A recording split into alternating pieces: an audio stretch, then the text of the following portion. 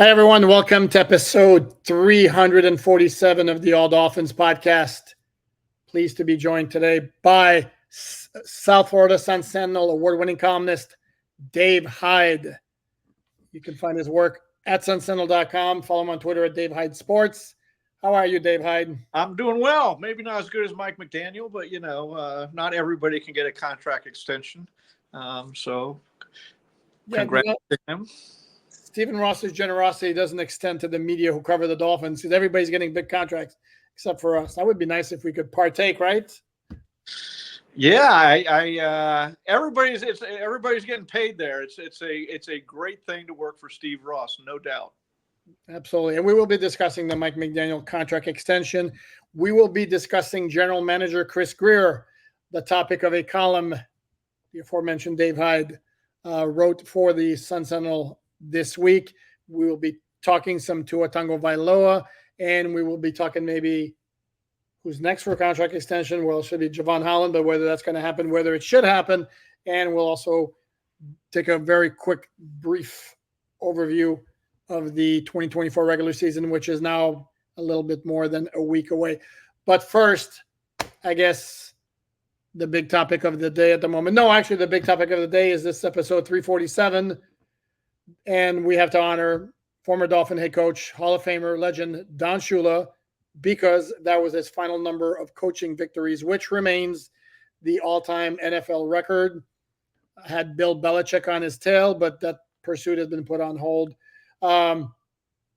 First off, Dave Hyde, quick thoughts on whether Bill Belichick ever gets another shot at breaking it, and how significant is it that Don Shula has been able to maintain that record or could maintain that record? You know what? I would say Andy Reid has a better shot than Bill Belichick right now. Andy Reid, I should let me look how old he is. He's younger than I thought, and he needs like 4 really good seasons or 5 seasons. And I've heard him talk. He says he doesn't have anything else. What else am I going to? He's one of those football lifers. He's got Patrick Mahomes, of course. So I would say I thought the football was stupid not to hire Belichick, but maybe they were onto something that nobody goes that route down. No one goes that tough guy route. I still think it would have been great theater and a great fit with the Jets. Short time for both of them. They need to win right now, Aaron Rodgers and him and the Jets. But if you're asking me, I would say Andy Reid has a better shot at Shula. No, that's a very good point. And for record-keeping purposes and history lesson time, Don Shula's 347th and final victory came. Here's a blast from the past. Edward Jones Stadium in St. Louis. Wow. It was a 41-22 win in the 1995 regular season finale in a must-win game for the Dolphins to make the playoffs, which they did the following week. They played at Buffalo, lost 37-22 in a game that wasn't anywhere near as close as the final score indicated. I think Buffalo might have rushed for like 270 yards that day. It was ugly, and then shortly thereafter, Wayne Heisinger. That puts it into perspective right there. A team that isn't there, that played in a stadium that no longer exists. And to go down a rabbit hole a little bit, I started working on a book on Shula, and I got halfway through, and I had so many unbelievable stories about him and his career and things. I covered him, you covered him, and things I never knew about him. And I couldn't find a public because the idea was it was too long ago. And I was like, you got to be kidding me that the all-time winningest coach, but it's too long ago. So I might revive that or not. But you hammered home the idea that there's a different era. Yeah, that was a long time ago. A long time. This was also at a time when the Dolphins had major problems with the Buffalo Bills, and then that faded away for a while, and now we're back to the Dolphins having major problems with the Buffalo Bills, unfortunately, which we should point out was unlike the 1970s when the Dolphins went 20-0 against said Buffalo Bills. I mean, that was crazy. I remember being at a game as a fan when I first came to Miami, and Buffalo won in the last minutes, and they must have been like 85, 86, something in there, 87. And they streamed on the field, and it was the first time Buffalo had won in like, I want to say 20 games or something. It was a ridiculous number of games that the Dolphins had beat Buffalo in a row. And now, Josh Allen's their daddy right now. Oh, there's that term again. He's their daddy. And personal notes for me, also involving the Buffalo Bills. The first game I covered as a member of Dolphin Digest was in July 1989. Sorry, I joined Dolphin Digest in July 1989. That season opener was against the Bills at home, and the Dolphins lost 27-24 on a Jim Kelly touchdown run on the final play of the game. Yeah, I remember that. You remember that one? He dove into the end zone. I remember that. He ran it and dove it, and yep. So you mentioned when talking about Shula and mentioned Belichick how that style doesn't work anymore. So I have to ask you now, since it's the first time we've had you on as a guest here, since Tua's famous interview with Dan Le Batard, where he talked about his relationship with Brian Flores, and what did you make about that whole thing? A lot to unpack in a short time. First of all, you can't coach that way. I mean, you can't have interpersonal relationships that way. And I remember when Flores was fired, and there was stuff that his language, the way, and I'm like, it's football, this is, but when you hear stuff like that, it goes a little too far. Now, the question also becomes, to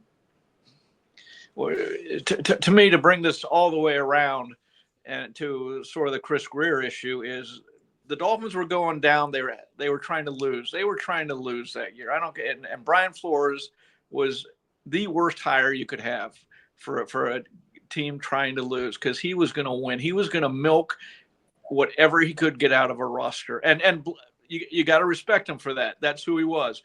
So if you're the Dolphins, you're going to lose. You need someone to stand up and say, we cannot hire this guy. He is the wrong guy for what we're trying to do. And so it was an awful fit in many regards, and it's easy for Dolphins and Dolphin fans to blame Flores now.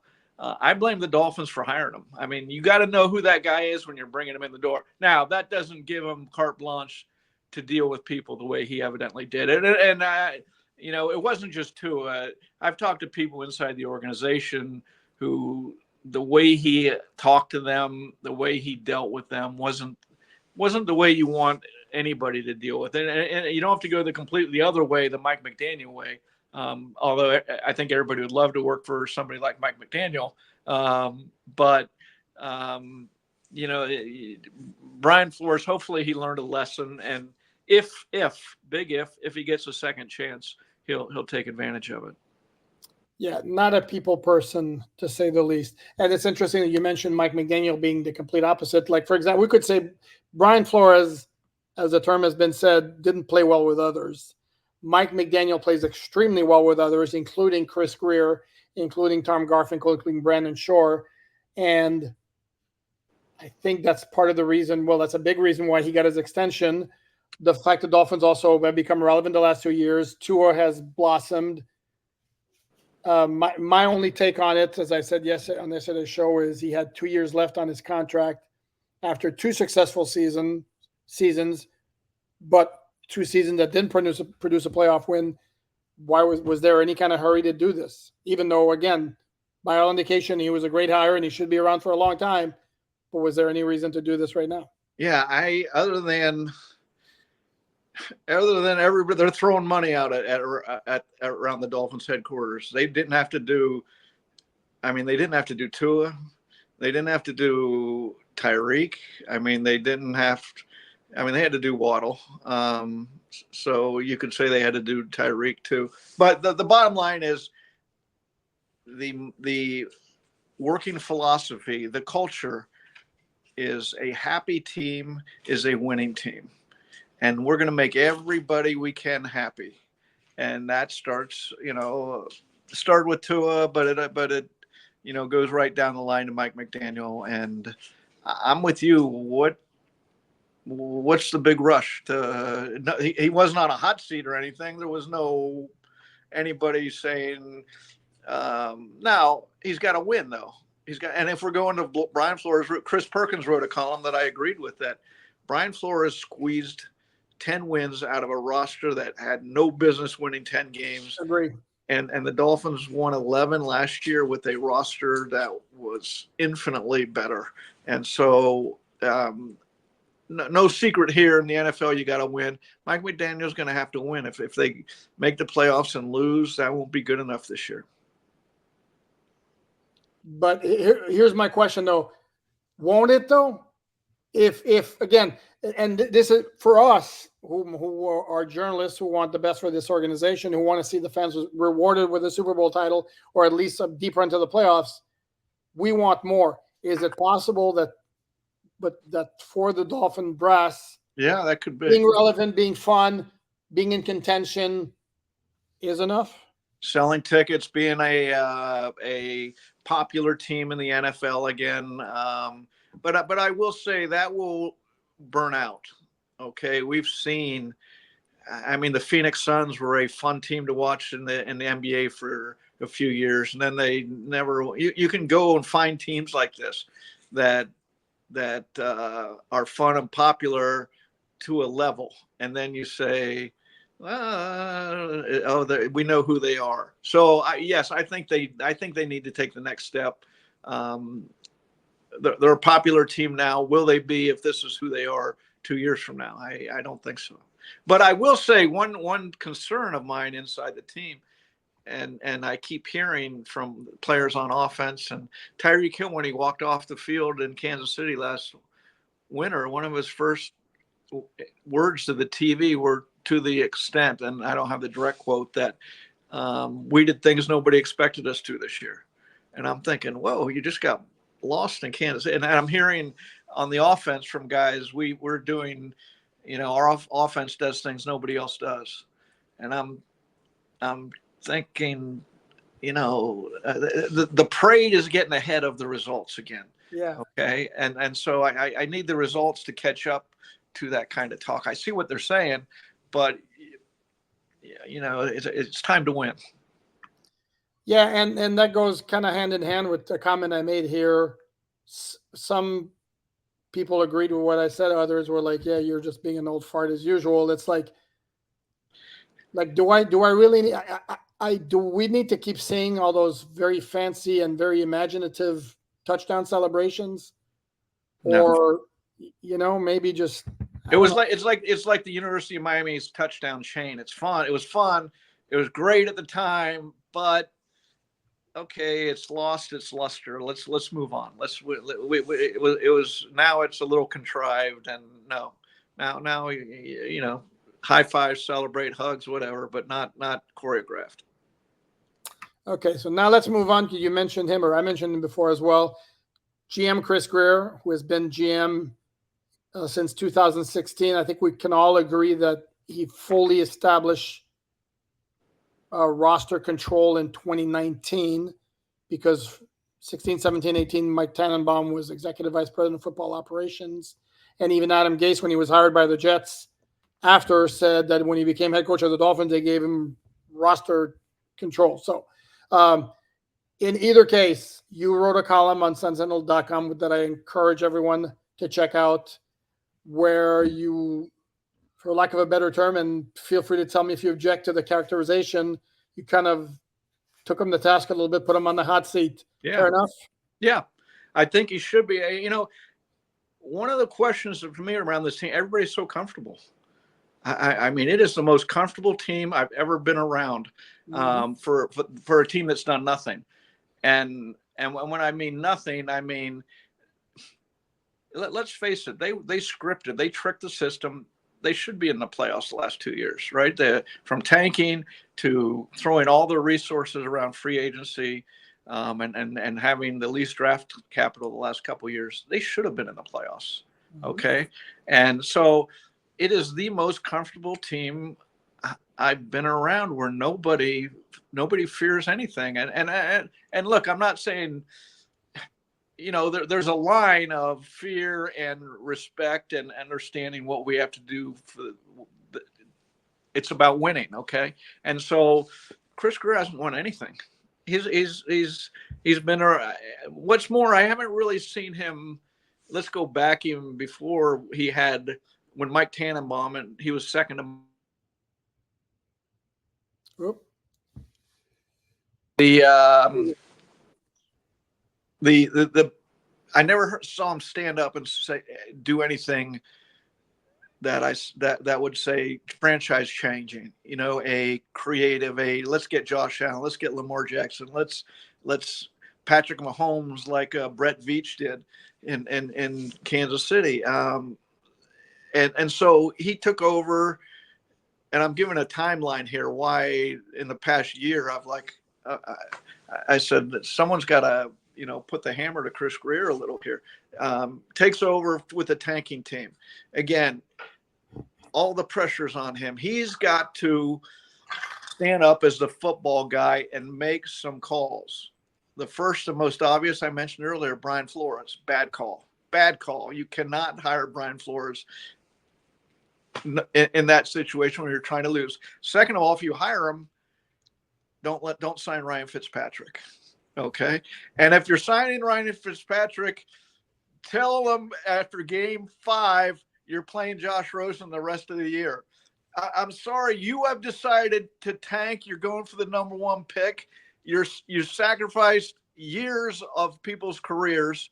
Yep. And you don't finish the job. So I put that on Chris Grier. Okay. We can go Tom Garfinkel and Steve Ross too, but somebody in the football department had to stand up and hammer inside the franchise what was going on. And that goes to year 2 and year 3. And now, everybody loves the Mike McDaniel hire because it's fun. It's a fun hire. Okay. But when Chris said, I asked him at the end of last season, 5-year rebuild, do you think it's been a success? And he says, I only look at it as a 2-year rebuild because when Mike came in the door. Yeah. And I'm like, whoa, you made people sit through dreck for a year and a half, 2 years, as you traded away players and got and again, I don't see anything inspired with this roster. Okay, I see a good roster because they had a lot of draft picks, they had a lot of money, but I don't see inspired. I see the Laramie Tunsil that turned to be a great trade, except for one thing. Houston's rebuilt. Laramie Tunsil's in the playoffs, still one of the top left tackles in football. The Dolphins and they won a playoff game last year. Well, the Dolphins. So you add all that up, and then they let's bring it up to this year and why I threw my hands up in the air. I mean, I wrote a column about them after last season, a couple of them, and then you come to this year where Odell Beckham Jr. They knew they're confirming that they knew he wouldn't be ready for this season. And I'm like, and they're saying, we're going to play the long game. It's a 1-year contract. He's going to miss 4 games. I mean, a quarter of the season, essentially, at least. And here's a guy who's played half the games in the last 4 years. He's not who he was. He's a nice signing as a third receiver. I have no problem with that if he's healthy. Or even if he plays 2 games and then he's unhealthy again. That's, but you stretch that over the receiver corps. Schwartz, River Craycraft's hurt last year. Ezukama's hurt last year. And they say, I hear questions like, it's the worst luck ever in receivers. And I'm like, well, they're built that way. They got, and I agree with Mike McDaniel. Football people get hurt, but you know who gets hurt? Older football people who have been hurt get hurt a lot more quickly. Okay. The Dolphins have the oldest, I don't know, as of Tuesday night, I haven't looked the update as all the had the oldest roster in the league. You know who has the youngest? Green Bay is youngest. The Rams are the second youngest they've rebuilt. I can't think who's third. The Kansas City Chiefs are 4th youngest team. Okay. That's what you want. You win with young and healthy and talented in the NFL. Okay. So I add all that up, sweep it into a pile. That was my big overview of Chris Grier of I need to see more, and there should be some pressure on him. But I think we kind of understand that there really isn't, is there? No, No, that's that. I guess I seem that's my point. It's the most comfortable team I've ever been around that's won nothing. Mhm. And you can say, well, they made the playoffs. Okay, again, the path was always there for them to make the playoffs. They have a 3-year window where, good Lord, if they don't make the playoffs, they're in trouble because and the window's closed a little. The window closed a little this year with Christian Wilkins and Rob Hunt, and they didn't sign some other guys for money or whatever. So yeah, I need to see more. And you know what? If I'm the owner, I need to see more. That's the honest part to me, that everybody's happy. Yeah, and this is a team that's, if everything goes right, they have very strong possibilities. Yeah. And they also could miss the playoffs because the AFC is loaded with really good teams. I mean, Buffalo, Kansas City, Baltimore, Cincinnati, Cleveland, Houston's very good. The Jets could be good. I mean, so they're all over the place. What's your best gut feeling on how it plays out? Do you think this is a year they actually take the next step? Well, I picked them to go 11-6 because what I hate.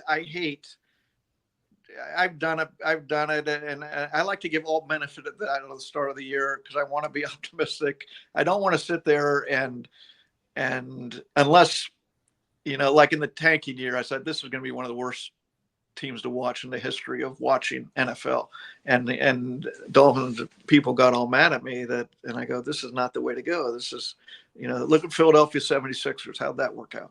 Mm-hmm. So, but we had to pick for the Sun Sentinel. We picked like 3 weeks ago, and because it went in our special section. I don't want to second guess myself, but you're going to, aren't you? Because one of the problems with our job is we watch one team closely. You watch one team and you get too close and you see, oh, look at the problems here. Look at the problems here. Well, other teams have problems too. And so I think the top end talent on this team is very good. What Mike McDaniel, he probably stayed up at night thinking all the toys he has now with Jalen Wright coming in and Devon Achane, understanding the receiver position. He played a lot of receiver last year, and he can play a lot more this year. And you could get 4 track guys on the field, 5 with Raheem Mostert if you want. And I'm curious to see where it goes. I'm also curious to see, I thought the one route they might have gone down is get a little power game, but I guess not. I guess that's not something they want to do. Yeah. So to your point, I think they had a three-year window where they got to. The idea was we're going to win a Super Bowl. I'm not sure they're going to get there. Because now everybody feels, oh, win a playoff game, that's fine. And I guess and everybody's getting contracts, everybody's paid, everybody's happy, everybody's comfortable. So I think they're a talented team. They need some breaks to go their way. Let's just start here. Tyreek Hill's 30, Jalen Ramsey's turning 30 in October. They got a lot of wear and tear on their bodies. And I'm not saying at all that, oh boy, this year they go down. Not at all. They could play 3 or 4 more years and be healthy. Or like Jalen Ramsey last year, he's got Achilles, and he says bad luck. Well, that happens in football with a guy 7, 8 years of wear and tear on his body. Yeah, it was a knee for Jalen Ramsey. No, and to your point about like when you're focusing on one team in training camp, it's on the one end is all you see the little bugaboos. On the other end, you also can see stuff that stands out in a good way. And then you hear obviously all the comments are like everything's great, everybody's fabulous, and all that. But then you understand this is only one team you're looking at, and then whoever's doing great on offense is doing it against the Dolphin defense, and whoever's doing great on defense doing it against the Dolphin offense. So the truth is, you can get some sort of a feel, but you really don't know until the regular season starts. And even then, it's like a couple of weeks until you kind of sort of get a feel for the team. Where are you on the team, Alan? This is where I was going to say that. Yeah, I tend to fall back on, okay, what were they last year and what changes have they made in terms of personnel? So I think offensively, they upgraded. For example, they added a dimension with Jonnu Smith at tight end, but I don't think their offensive line is as good as it was last year. Right. And I'm of the opinion the offensive line doesn't need to be good for the offense to function most of the time. But when push comes to shove down the stretch, that's going to be a problem. And then defensively, and in fact, I wrote about this on Miami Dolphins on SI Friday. That's just a massive question mark for me because it's got, yeah, exactly. Yeah. Could not be more of a question mark, like all over the place, starting with Anthony Weaver, who absolutely is much better suited to relate to players than Vic Fangio was, who by all accounts is a really, really promising head coach in the making candidate, but also who's only been an NFL defensive coordinator one time in 2020 with Houston, and his defense, even though injuries did play a big role, was 32nd. So don't think we can say, boom, stamp it, they're going to be great on defense. And now on top of that, they haven't played a down, unless I'm severely mistaken, in training camp with the entire secondary together. Because at one point or another, Jordan Poyer's another guy you mentioned, older guys. He's also he's battled a lot of injuries in his career. So that dude, let's just say it's more likely than not that he's going to miss games with injuries. Javon Holland has been not practiced for a couple of weeks. Jalen Ramsey's been out.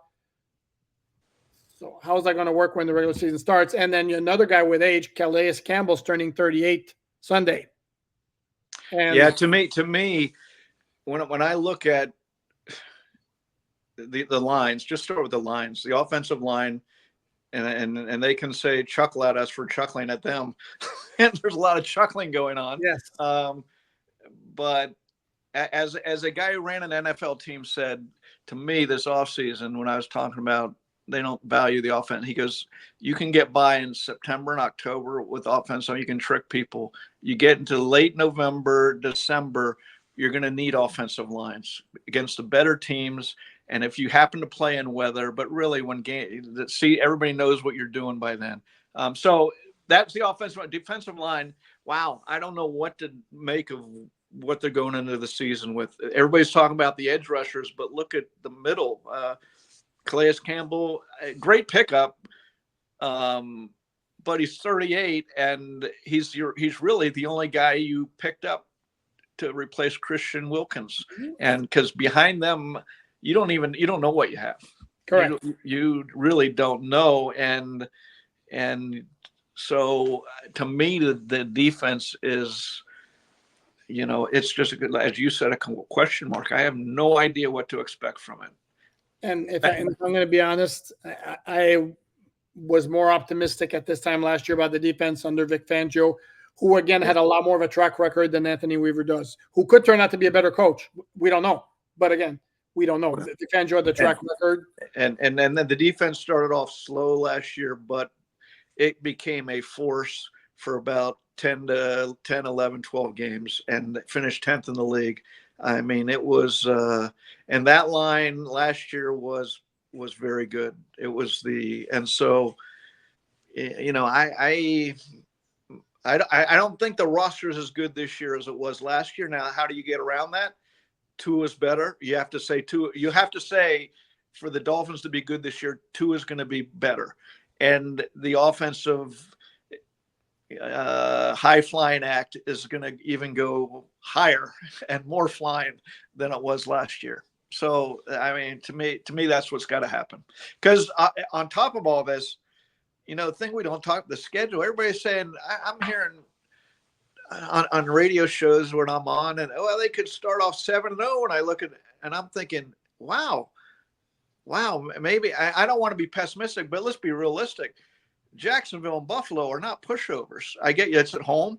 Then you go in Seattle. At Seattle. You got a game at Indianapolis in the first half of the year. There's several games that can go either way. And if the Dolphins win them, that's a testament to, that they're going to have a really good season. But everybody's looking at the end of the year where it gets tough. It's not this isn't a cakewalk at the start of the year at all.